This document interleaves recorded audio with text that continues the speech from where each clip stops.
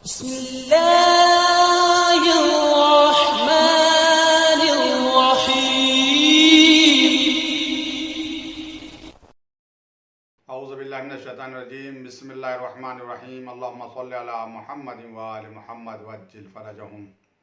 आज माह मुबारक रमज़ान की 12 तारीख़ है।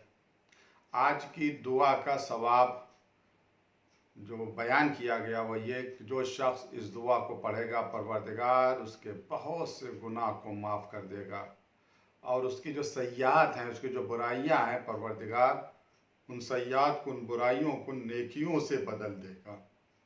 आइए खुलूस नियत से बारगाह परवरदिगार में इस दुआ को पढ़ते हैं। इंशाअल्लाह हम सब की दुआ ज़रूर कबूल होगी। बिस्मिल्लाहिर्रहमानिर्रहीम। अल्लाहुम्मा सल्लि अला मुहम्मदिन व आलि मुहम्मद। अल्लाहुम्मा ज़य्यिन्नी फ़ीहि बिस्सित्रि वल इफ़ाफ़ वस्तुरनी फ़ीहि बिलिबासिल क़ुनूअ वल कफ़ाफ़ वहमलनी फ़ीहि अलल अदल वल इंसाफ़ व आमिन्नी फ़ीहि मिन कुल्लि मा अख़ाफ़ बिइस्मतिका या इस्मतल ख़ाइफ़ीन। अल्लाहुम्मा सल्लि अला मुहम्मदिन व आलि मुहम्मद। आज क्या अपने रब से मांगा है बंदे ने? सबसे पहली चीज़ मांगी है वो ये, मेरे अल्लाह आज के दिन हमें सित्र और इफ़ाफ़ से मुज़य्यन फरमा। सित्र यानी पर्दा, यानी आज के दिन हमें ऐसा बना दे कि हम पर्दा डाल दें। अपने हमारे ऐप पर तू पर्दा डाले, हम दूसरों के ऐप पर पर्दा डालें। इफ़ाफ़ यानी पाक दामन। वस्तुरनी फ़ीहि बिलिबासिल क़ुनूअ वल कफ़ाफ़। मेरे अल्लाह हमें क़नाअत और किफ़ायत का लिबास पहनाते। मैं इसकी शरह आगे चल के करूँगा। वहमलनी फ़ीहि अलल अदल वल इंसाफ़। मेरे अल्लाह आज इस महीने में, आज के दिन हमें ऐसा बना दे कि हम अदल और इंसाफ की राह के ऊपर चलें, अदल करें, इंसाफ करें। व आमिन्नी फ़ीहि मिन कुल्लि मा अख़ाफ़। और हम जिस चीज़ से भी डरते हैं हमें उससे अपने अमन में ले ले, अमान में ले ले।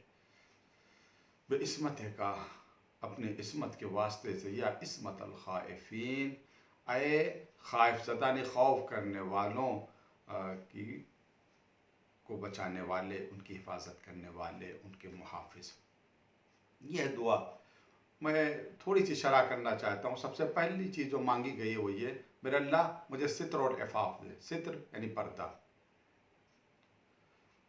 हम ऐब को छुपाएं। किसके ऐब को छुपाएं? अपने ऐब को भी छुपाएं, दूसरों को ऐब को भी छुपाएं। कभी जाहिर ना करें ऐब को। अगर हमने एक दूसरे के ऐब को जाहिर किया तो इसके बहुत संगीन ख़तरनाक नताइज निकलते हैं। थोड़ा गौर करें कि अगर हमने दूसरे का ऐब बता दिया, परवरदिगार ने अगर हमारे ऐब से पर्दा उठाना शुरू कर दिया तो मुंह दिखाने के लायक रहेंगे? तो कोशिश ये करना चाहिए कि इंसान दूसरे के ऐब के ऊपर पर्दा डाले। दुआ का ये जुमला बहुत अजीब व गरीब जुमला है। या मन अज़हरल जमील व सतरल क़बीह। ऐ वो अल्लाह जिसने हमारी अच्छी बातों को जाहिर किया, अज़हरल जमील व सतरल क़बीह, और हमारे बुरे आमाल को उसने छुपा लिया। कितना रहमान है वो जो हमारे ऐब को छुपाए हुए है। बाद उलमा ये बयान फरमाते हैं, उन्वानुल कलाम में ये रवायत है, नकल की गई है सफ़ा 63 में, कि जिस तरीके से हमारा जिस्म है, हमारी एक शक्ल, हमारा एक जिसमें मिसाली कहें, जो भी लफ्ज़ इस्तेमाल करें, वो अर्श के ऊपर भी है, आसमान के ऊपर भी है। जो काम हम करते हैं वही काम वो जिस्म करता है। उसकी मिसाल उन्होंने इस तरह से दी जैसे आईना। आईने में आप देखें अपने आप को, जो आप हरकत करेंगे आईने में वही हरकत दिखाई देगी। आप हाथ हिला रहे हैं तो आईने में आपका हाथ मुतहर्रिक नजर आएगा। बस उसी तरीके से जो काम हम यहाँ पर करते हैं, अर्श पर जो हमारा जिस्म है, मिसाली जो भी कहें, वो काम वही करता है। अच्छा काम कर रहे हैं वो अच्छा काम करेगा। नमाज हम पढ़ रहे हैं वो भी वहाँ नमाज पढ़ेगा। इफ्तारी यहाँ कर रहे हैं वो भी वहाँ इफ्तारी करेगा। और अगर खुदा न करे गुनाह करते हैं तो वो भी वहाँ पर वो वही काम करेगा। तो अब देखिए अल्लाह कितना बड़ा सत्तारुल अयूब है। अब जाहिर तो अर्श के ऊपर है तो फरिश्ते तो उसे देख रहे हैं, हालत इताअत में देख रहे हैं। गुनाह करेगा बंदा का ज़मीन पर गुनाह करेगा, उसका जिस्म वहाँ के ऊपर भी गुनाह करेगा, मिसाली वहाँ के ऊपर भी गुनाह करेगा।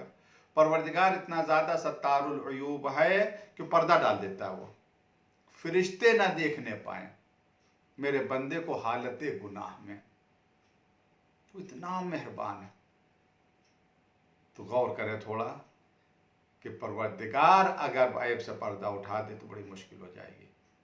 तो दुआ करें ये ताकत, ये क़ुव्वत पैदा हो कि किसी के ऐब को जाहिर ना करें बल्कि छुपाएं।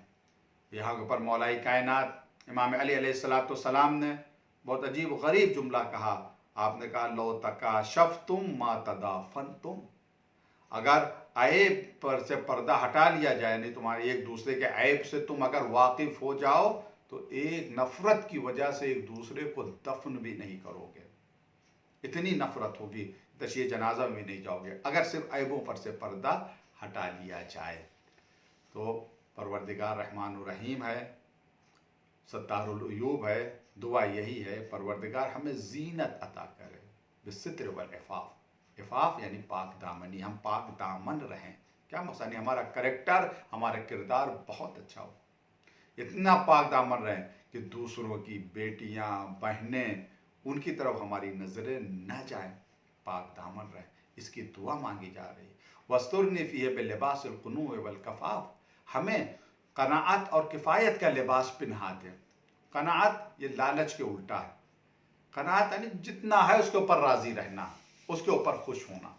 और किफ़ाफ़ यानी ज़रूरत भर का, ये जो कदर ज़रूरत के भर जो रिज़्क़ है इसे किफ़ाफ़ कहते हैं। यानी इतना रिज़्क़ इंसान न किसी के सामने हाथ फैलाए और न इतना ज़्यादा हो कि उसको लगाने में या उसको रखने में या उसी में सारी तवज्जो लग जाए, सारा टाइम लग जाए।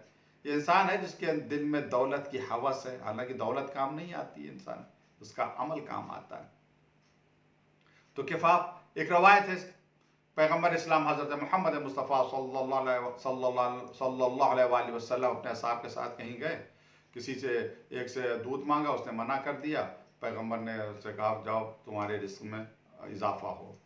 दूसरी जगह गए, उससे दूध मांगा तो उसने दूध जो दे दिया, इसने नहीं दिया, पैगम्बर ने कहा तुम्हारे रिस्क में इजाफा हो। दूसरे ने दे दिया, पैगम्बर ने कहा जाओ परवरदिगार तुम्हें कदर ज़रूरत रिस्क अता करे। तो साहब